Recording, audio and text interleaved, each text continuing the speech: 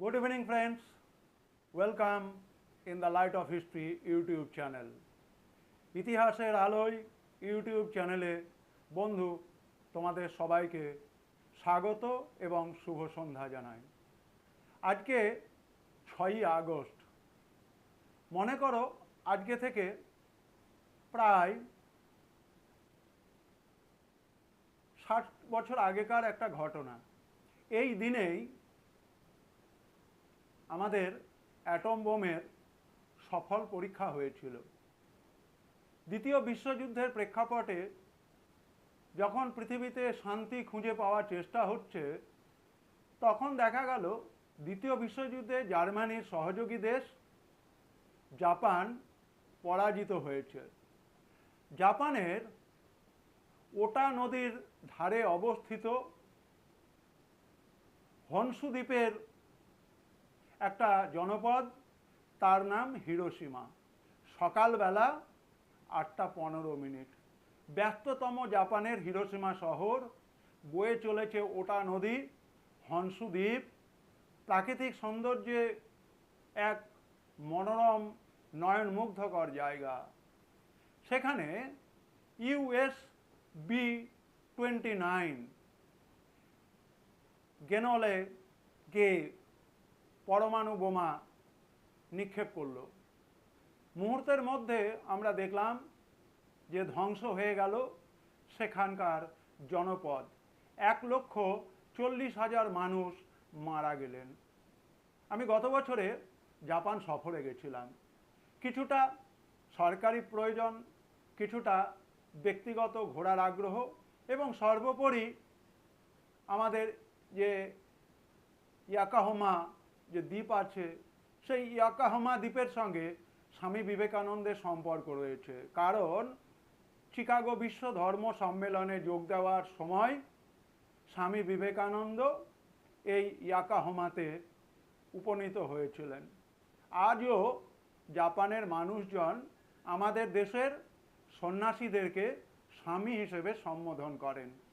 আজও বাঙালির প্রতি জাপানিদের একটা শ্রদ্ধা এবং আন্তরিক ভালোবাসার টান রয়েছে। কারণ জাপানে এক সময়কার বন্দি ভারতীয়দের নিয়ে, বিপ্লবীদের নিয়ে আজাদ হিন্দ ফৌজ তৈরি হয়েছিল।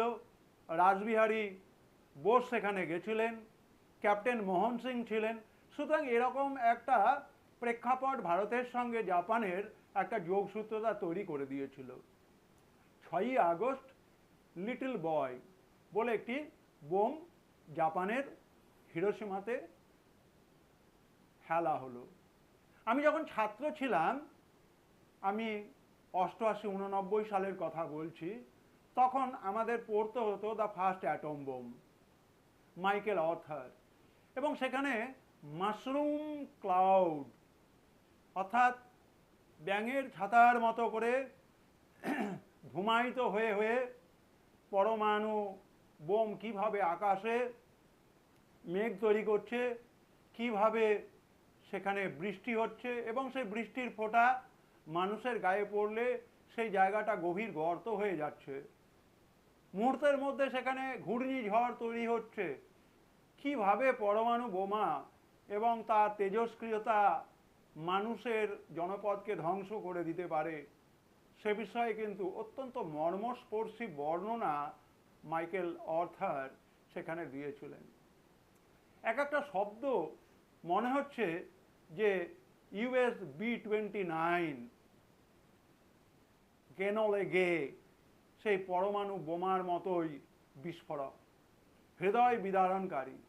সুতরাং আজকের দিনটি শুধুমাত্র হিরোশিমা নাগাসাকিতে পরমাণু বোমা বিস্ফোরণ হয়েছিল তার জন্য নয়। এই দিনটি গোটা পৃথিবীর মানুষ হিরোশিমা দিবস বলে স্মরণ করে ওই দিনে জাপানের হিরোশিমাতে যারা পরমাণু বোমার ঘায়ে শহীদ হয়েছিলেন তাদের বিধেয়ী আত্মার প্রতি। এবং আমরা দেখি, আমি নিজে ব্যক্তিগতভাবে হিরোশিমা, ওটা নদী হনসু এই এরিয়াতে দীর্ঘ 15 দিন থাকার সুবাদে মানুষজনের মধ্যে দেখলাম তাদের ওখানে হিরোশিমার প্রতি একটা আলাদা আবেগ রয়েছে। একটা ব্যবসায়িক কেন্দ্র, যখন ব্যবসা চূড়ান্ত মুহূর্তে দাঁড়িয়ে অত্যন্ত কঠোর পরিশ্রমী জাপানিরা তারা আমাদের সামনে জ্বলন্ত দৃষ্টান্ত তৈরি করলো যে ইতিহাসে পরমাণু বোমার পরীক্ষা নিরীক্ষা বন্ধ হোক, পৃথিবীতে শান্তির বাতাবরণ ফিরে আসুক। আমরাও চাই যে পৃথিবীতে হত্যা, হিংসা, হানাহানি যেন না থাকে। আমরা প্রত্যেকটি মহামনীষীর জীবনী বাণীকে আশ্রয় করে আমরা হিরোশিমার উদাহরণ থেকে শিক্ষা নিয়ে সুন্দর পৃথিবী গড়ার স্বপ্ন নিই, স্বপ্ন দেখি। আমরা অঙ্গীকারবদ্ধ হই, আমি বাঁচব, আমরা সবাই বাঁচব। এই সুন্দর পৃথিবীতে আমাদের সবারই তো বাঁচার অধিকার রয়েছে। সুতরাং আমার প্রিয় ছাত্রছাত্রীরা, আমার প্রিয় শিক্ষক শিক্ষিকা, শিক্ষাদান কর্মের সঙ্গে যারা যুক্ত, তারা অন্ততপক্ষে ছাত্রদের কাছে এই বিশেষ দিনগুলো তাৎপর্য সংক্ষেপে তুলে ধরুন। তাদেরকে আগামী পৃথিবীর একজন দায়িত্ববান, একজন সৃষ্টিশীল নাগরিক হিসেবে গড়ে তুলুন। আপনারা সবাই ভালো থাকুন। আমার in the light off history, ইতিহাসের আলোয় ইউটিউব চ্যানেলে আপনারা যোগ দিন। আপনাদের দানে আমার এই চ্যানেলটি সমৃদ্ধ। বিশেষভাবে যারা বিভিন্ন ধরনের প্রতিযোগিতামূলক চাকরির পরীক্ষার জন্য তৈরি হচ্ছ, তারা অনেক গুরুত্বপূর্ণ এবং যেগুলো সচরাচর তোমরা বই খুঁজে পাবে না, তার আপডেট কিন্তু in the light off history, ইতিহাসের আলো এই ইউটিউব চ্যানেলে পাবে। তোমরা সবাই ভালো থেকো, সুস্থ থেকো, নিরোগ জীবনের অধিকারী হও, পৃথিবীকে সন্ত্রাসমুক্ত করো। জয়তু স্বামীজি, জয়তু ঠাকুর রামকৃষ্ণ পরমহংসদেব, জয় মা সারদা, জয়তু স্বামী বিবেকানন্দ, জয় ভারত মাতা কি জয়। শুভরাত্রি, ভালো থেকো, রাখলাম।